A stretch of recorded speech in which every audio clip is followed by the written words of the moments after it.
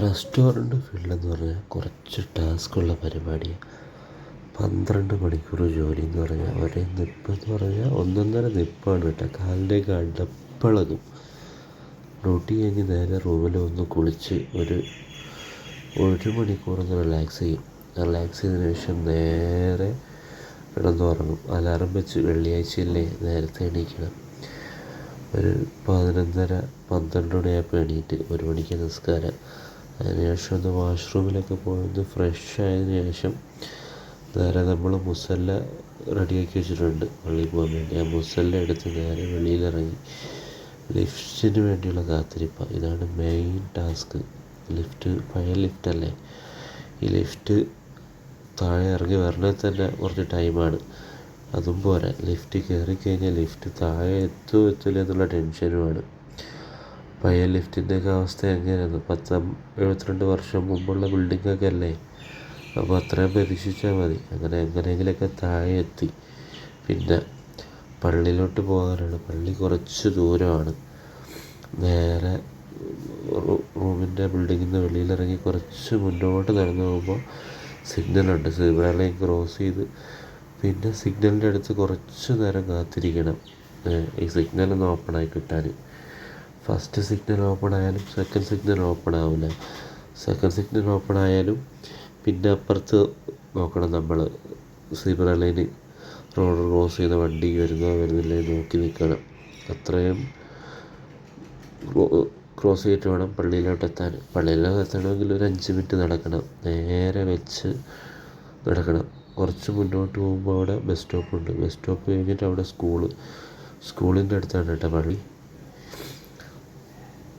പിന്നെ വെള്ളിയാഴ്ച നമുക്ക് പള്ളിയിൽ പോകാൻ കിട്ടുള്ളൂ ടൈം. ബാക്കി ടൈമൊക്കെ റൂമിൽ നിസ്കരിക്കേണ്ടി വരും. അതാണ് പ്രവാസി അവസ്ഥ. ഹോട്ടലിൽ ജോലി ചെയ്യുന്ന ആൾക്കാർക്ക് അറിയാൻ പറ്റും എന്താണ് ഹോട്ടൽ ഫീൽഡിൻ്റെ അവസ്ഥയെന്ന്. കുറച്ച് കഷ്ടപ്പാടാണ് ഹോട്ടൽ ഫീൽഡ് വർക്കെന്ന് പറഞ്ഞാൽ. പിന്നെ ഇത് കണ്ടില്ലേ, അതിലെ റോഡിൻ്റെ സെൻറ്റർ വഴി ക്രോസ് ചെയ്യാം, പക്ഷേ അത്രയും നടക്കണം. അതിലും നല്ലത് ഈ സിഗ്നൽ വഴി നേരെ ക്രോസ് ചെയ്ത് പള്ളിയിലോട്ട് പോവാം. ഞാനെപ്പോഴും പോകുന്നത് സിഗ്നൽ ക്രോസ് ചെയ്ത് നേരെ വെച്ച് പോകും കേട്ടോ. ഈ പുല്ലൊക്കെ കണ്ട് 2 ആൾക്കാരെയൊക്കെ കണ്ട് ഓപ്പോസിറ്റ് പോകുന്ന വണ്ടിയൊക്കെ ഒന്ന് കണ്ട് അങ്ങനെയൊക്കെ നടന്ന് പള്ളിയിലോട്ട് പോകാൻ കേട്ടോ. മറ്റേത് വൺ സൈഡ് നടന്ന് പോകാൻ വേണ്ടി ഒരു ബുദ്ധിമുട്ട്. അങ്ങനെ നേരെ പള്ളിയിലെത്തി കഴിഞ്ഞാൽ നേരെ എന്താണെന്ന് അറിയാമോ? ഒന്നു എടുക്കാനെന്ന് പറഞ്ഞാൽ ഫുള്ളായിരിക്കും. നേരത്തെ അല്ലേ പള്ളി, നേരത്തെ ആയതുകൊണ്ട് അത്യാവശ്യം നല്ല തിരക്കുണ്ടാവും. പിന്നെ എങ്ങനെയെങ്കിലുമൊക്കെ ഒന്നു എടുത്ത് പിന്നെ നമുക്ക് നിസ്കരിക്കാനുള്ള സ്ഥലങ്ങൾ എടുത്തണം. പള്ളിയുടെ അകത്ത് നോക്കണ്ട, പള്ളിയുടെ അകത്തുമൊക്കെ ഫുള്ളായിരിക്കും. പിന്നെ മുസല്ല കൊണ്ടുവന്നുകൊണ്ട് പള്ളീൻ്റെ വെളിയിൽ നമ്മളെങ്ങനെയാണ് നിസ്കരിച്ച് ഇറങ്ങി അങ്ങനെ നേരെ റൂമിലോട്ടുള്ള പോകാനുള്ള പരിപാടി. അതേ കണക്കിന് തിരിച്ച് നടന്നാൽ മതി. ഞാൻ ക്രോസ് ചെയ്തപ്പുറത്ത് പോകില്ല.